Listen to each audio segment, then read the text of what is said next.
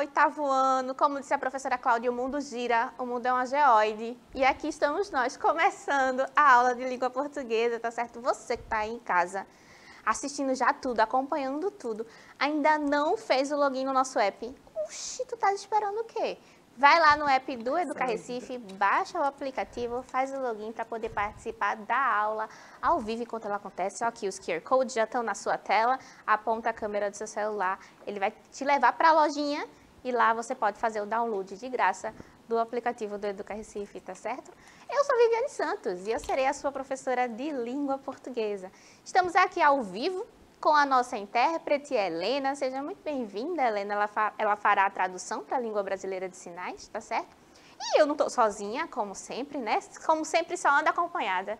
Então, eu trouxe aqui uma outra professora para fazer parte da aula comigo. É a professora Camille Borba, de língua portuguesa. Vamos dar um oi para ela? Olá, lindeza, tudo bem? Estou aqui ligeiramente assanhada, né? Porque assim, a vida, ela começa, ela acontece. E estou aqui no chat, esperando a interação de vocês. Estou morrendo de saudade. E eu quero saber tudo o que vocês estão achando da aula, tá certo? Aproveitem essa aula maravilhosa que a professora Viviane preparou. E qualquer coisa, gritem, estou aqui. Qualquer dúvida, observação, comentário, estou aqui ligadinha no chat, tá certo? Um cheiro. Isso, falem com a professora Camille. Se você ainda não está enturmado, não se aperreie, tá certo? Tem reprise da aula à tarde e tem também o nosso canal lá no YouTube. Você pode deixar o seu comentário lá. Assim que você estiver enturmado, você vai poder participar do nosso chat, tá certo? A nossa aula de hoje é sobre entrevista, esse gênero textual informativo que a gente já conversou algumas vezes sobre ele, mas hoje a gente vai discutir mais um pouquinho sobre as principais características. Então, se você nunca ouviu falar sobre a entrevista, o que é muito difícil, né? A entrevista está em tudo quanto é canto, está na TV, está no rádio, está no podcast, está em todos os lugares. Então, em algum momento, você já teve contato com a entrevista. Então, a gente vai refletir mais um pouquinho sobre as características dela, onde a gente encontra, etc. Ó, a estrutura da entrevista, vamos começar por aí? Quando oral, a entrevista alterna o tempo entre os participantes, variando entre uma pergunta e a resposta do entrevistado. Quando escrita, a entrevista também se organiza dessa forma. Além da organização, a entrevista escrita permite a transcrição. Ou seja, a entrevista é um gênero textual principalmente oral, ou seja, ele é verbalizado, né? Ele acontece tanto na escrita quanto de forma oral. Ele é, acima de tudo, uma conversa entre duas ou mais pessoas. E a partir dessa conversa, desse jogo entre pergunta e resposta, entrevistado e entrevistador, é que a entrevista se configura como gênero textual, tá certo? Ela é principalmente oral, ou seja, falada, mas ela também pode acontecer de forma escrita, ou seja, alguém faz uma pergunta, eu posso fazer uma pergunta à professora Camille, ela me responde e ao mesmo tempo em que ela vai respondendo, alguém vai anotando letra por letra, tá? Palavra por palavra do que a professora Camille respondeu, e aí isso se dá a transcrição da entrevista. Mais à frente a gente vai ver que a transcrição ela pode variar em alguns momentos por causa da paráfrase, tá certo? A gente vai conversar mais um pouquinho sobre isso. Na transcrição, é preferível que a fala do entrevistado fique idêntica ao que foi relatado. Contudo, nas paráfrases, o autor tem mais liberdade para escrever o texto que conte a história do entrevistado. Então, bora lá. Se na entrevista ele contou a sua versão, o entrevistado contou a sua versão, mas quando eu for escrever a minha entrevista, quando eu for transcrever, eu quiser adicionar, segundo o entrevistado, e dar o ponto de vista dele de forma indireta, eu consigo fazer isso por meio da paráfrase, onde eu vou dizer com as minhas palavras, tentando resumir, tentando fazer as ideias gerais, colocar as ideias gerais do que o entrevistado quis responder da minha pergunta. Isso também é possível. Normalmente, quando a gente transcreve alguma entrevista, a gente coloca palavra por palavra, porque, nesse caso, ser fiel é o desejado, porque ninguém vai querer cair em contradição depois ou ser apontado como uma entrevista injusta, né? Todo mundo quer que a sua versão da história seja a que fique. Então, é muito comum que na transcrição se dê palavra por palavra. Então, vamos conhecer uma entrevista concedida por Ariano Suassuna em 2010 para a gente ter uma noção bem básica. Assim, essa entrevista ela não está inteira aqui na nossa telinha, ela vai estar em partes, mas em seguida, ao lado dela, tem o QR Code para você acessar a entrevista completa, caso queira. Ó, aí o entrevistador perguntou para o Ariano Suassuna, que é aquele escritor paraibano, meio pernambucano, que todo mundo ama, todo mundo já viu o Alto da Compadecida. Então, já sabe mais ou menos qual é o esquema de Ariano e o quanto ele é famoso e importante aqui dentro do nosso estado com o movimento armorial, com tudo que fez, tudo que criou e valorizou a nossa cultura popular. Então, vamos lá. Ó, alguém perguntou, com quantos anos o senhor aprendeu a ler? E Ariano foi responder. Antes de entrar para a escola, aos 7 anos, orientado pela minha mãe e por uma tia, lá no sertão de Taperoá, na Paraíba. Então, aqui, a gente percebe que essa entrevista, ela já tem a ideia de misturar as coisas, pelo menos pela resposta de Ariano. Na verdade, o entrevistador quis abordar mais os aspectos do trabalho de Ariano, né? De como se deu o contato dele com a literatura, com a leitura, qual foi o processo dele, até ele perceber, opa, é isso mesmo que eu quero fazer da minha vida, eu quero escrever peças de teatro, eu quero ser autor de muitos livros, né? Então, provavelmente, era essa a linha de raciocínio do entrevistado. Na resposta de Ariano, a gente percebe que já parte por um ponto de vista muito mais pessoal. Ele começa a falar sobre a família dele, sobre a vida e infância dele lá no sertão da Paraíba. Então, a gente já tem várias nuances do que uma entrevista pode dar para a gente.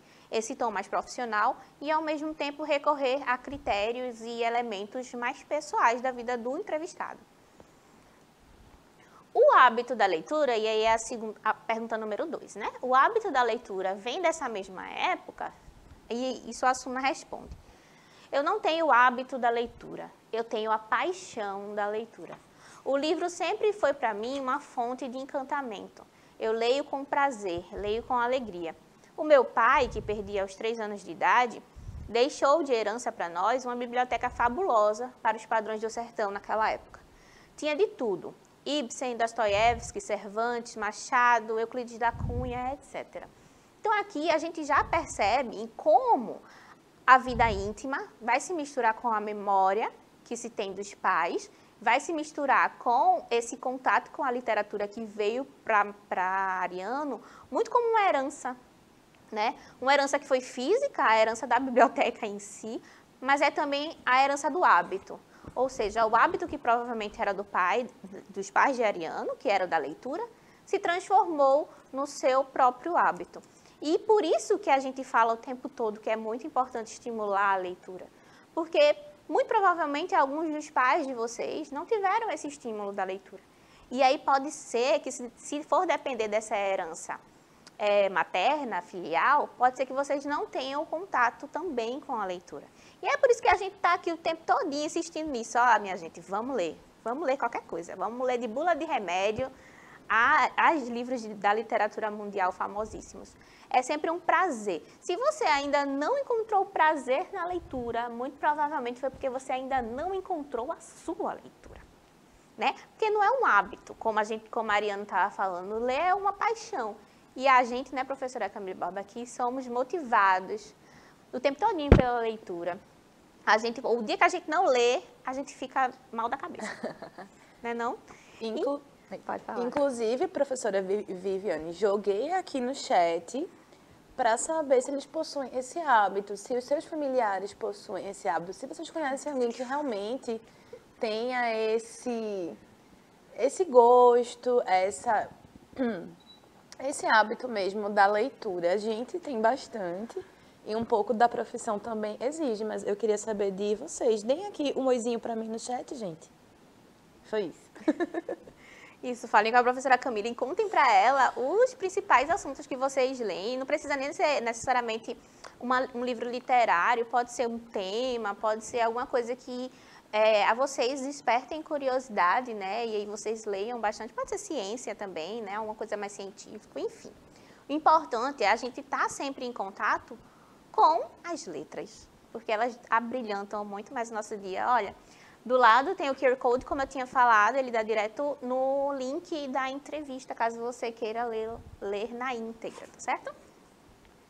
E como podemos parafrasear o que Ariano disse em entrevista?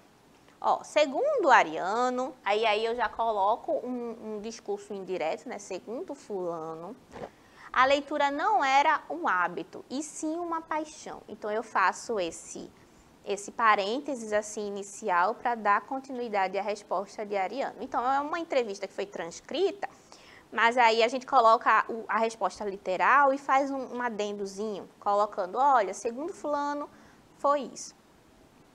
Vale ressaltar que o verbo ficou no passado, porque no momento em que se criou a paráfrase, o autor já havia morrido. Então, por exemplo, se eu faço uma paráfrase de um autor já ainda vivo, eu posso usar o verbo no presente. Segundo Ariano, a leitura é. Mas aí, como Ariano Suassuna já faleceu, infelizmente, a gente pode criar esse jogo verbal e dizer, ó, para ele era assim, tá certo? E aí são detalhezinhos que a gente tem quando vai transcrever. E o que é importante no entrevista, Vivi? Bom, primeiro a gente tem que ter pessoas, né? Se não tiver pessoas, a gente não faz a entrevista, menino. Ó, quem pergunta, que é o entrevistador, é a pessoa que vai ter o trabalhão ali de se preparar para aquele momento. Então, conhecer aspectos da vida do entrevistado é suma importância para que a entrevista não fique vaga, para que ela não soe artificial, para que as respostas não sejam feitas em sim ou não. Porque imagina se eu faço uma entrevista todinha aqui com a professora Camila, ela me responde tudo sim ou não. Acabou-se, né? Não ia ter história, não ia ter papo, não ia ter nada, a gente não ia nem se conhecer. Então, é bom, quando o entrevistador para e pensa nas perguntas, que ele elabore perguntas não exatamente complexas, mas perguntas abertas, que permitam aí respostas plurais. Por exemplo, o entrevistador poderia ter perguntado a Ariano, você gosta de ler? Aí, sim ou não? Sim. Mas aí ele foi lá atrás e disse como se deu o seu processo de aproveitamento da leitura, como é que você se despertou para o gosto literário. E isso traz uma história por trás.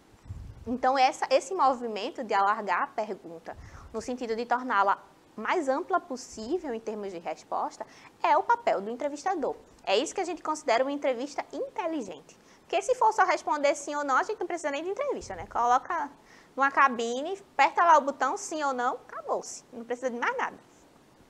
Quem responde? O entrevistado. Oxe, o entrevistador vai perguntar para a parede? Não pode. Tem que ter alguém para responder. Então, o entrevistado, assim como o entrevistador, é de suma importância, tá certo? E o tema? Normalmente, a gente tem um tema para cada entrevista, que é acordado entre o entrevistador e o entrevistado previamente, né? Normalmente, quando não se concorda ali com o tema, dá confusão. Então, é sempre bom, antes de você começar uma entrevista, seja ela você, o entrevistado ou o entrevistador, que você chegue perto da outra pessoa e diga assim, olha, vamos aqui combinar o que é que a gente, não o que a gente vai dizer exatamente, mas quais são os temas que a gente vai abordar durante essa entrevista, o que é que eu posso dizer, quem é o meu público, quem é que vai assistir a essa entrevista ou escutar, né, porque a gente já tem nos podcasts também.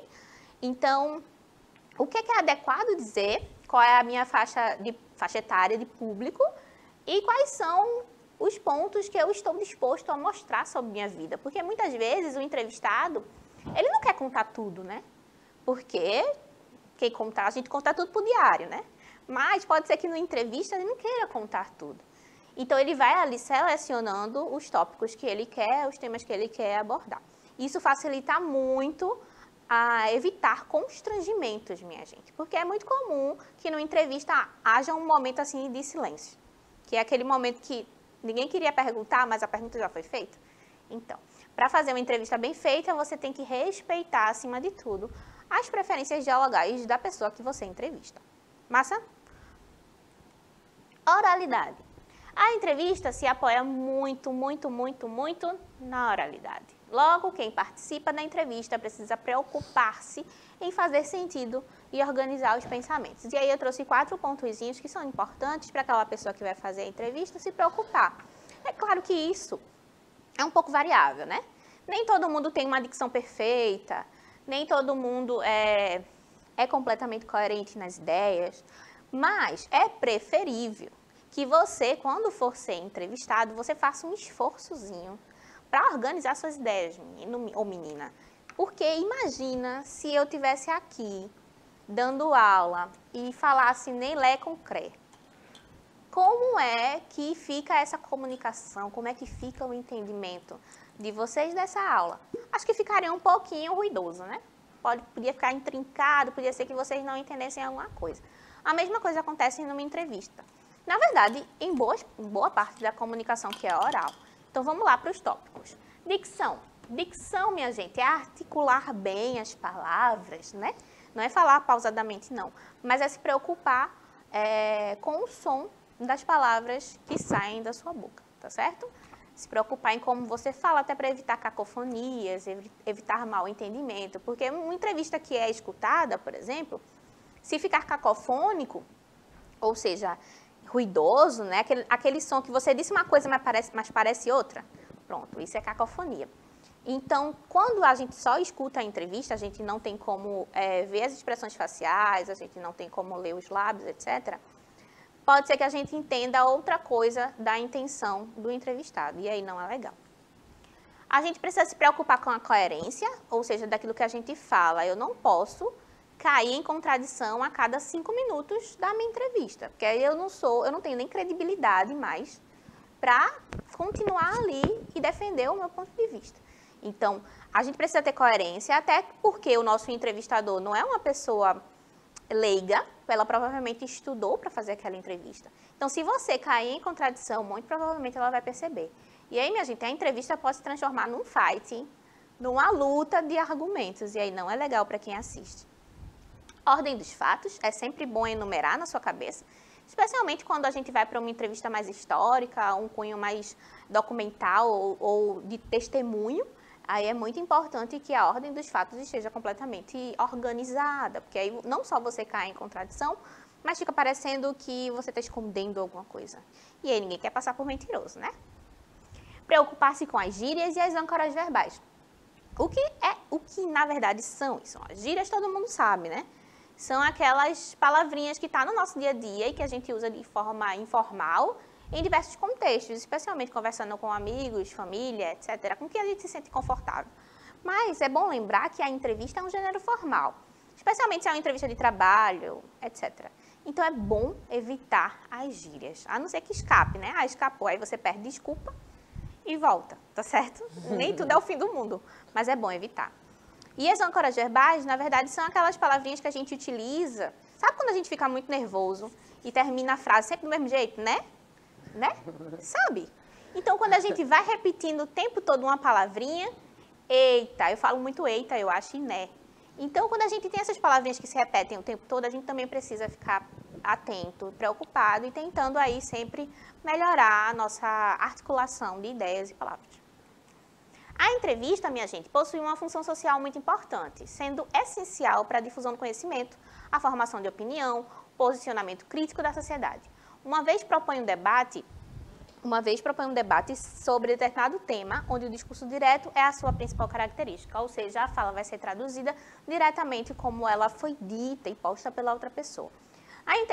A entrevista é importante justamente por essa difusão do conhecimento e pela formação de opinião. Ou seja, a gente não forma opinião apenas lendo notícia, apenas estudando sobre um assunto. A gente também forma opinião escutando outras pessoas. E isso é fundamental em todo o sistema democrático, eu diria, né? A gente está aqui vivendo em sociedade. Então, eu preciso, além de considerar a minha opinião, com base em bons argumentos, né, que é sempre bom ter, eu preciso sim validar a opinião do outro, contanto que ele tenha bons argumentos também, né? Porque aí a briga é só de quem organiza melhor e quem tem mais base para mostrar que o seu ponto de vista é o mais aceito ou mais adequado para aquela situação. Você precisa concordar com tudo? Numa entrevista, você acha que precisa concordar com tudo? Será? A gente sabe que isso não dá certo, né? A gente quer concordar. Em alguns momentos a gente vai olhar e vai dizer, eita, não dá não.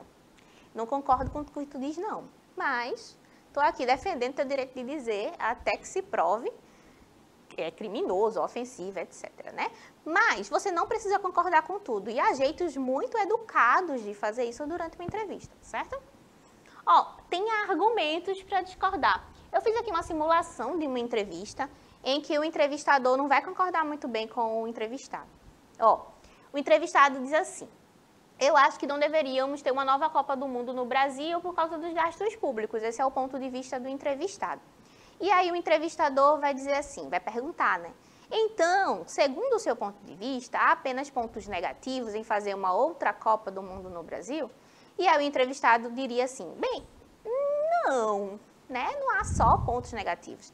Há, obviamente, geração de emprego, engajamento coletivo, maior circulação de dinheiro, investimento do setor privado, mas os gastos ainda são divergentes de um cenário econômico estável. Então, vamos lá.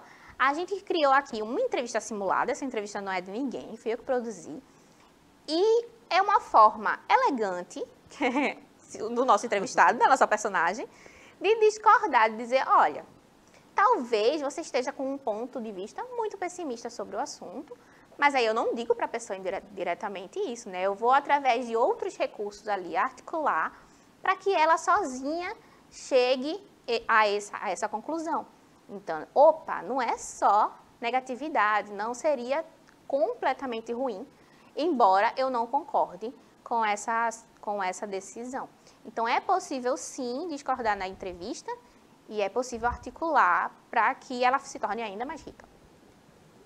O entrevistador pode sempre expandir as respostas do entrevistado, caso acredite que a resposta tenha ficado vaga, imprecisa ou incompleta. Então, eu pergunto as coisas para a professora Camila, ela só me diz, sim, vai. E aí eu insisto. Vai ter aula amanhã, professora Camila? Sim, vai sim, como todos os dias. Mas aí, vai ter aula de quê? Me diga.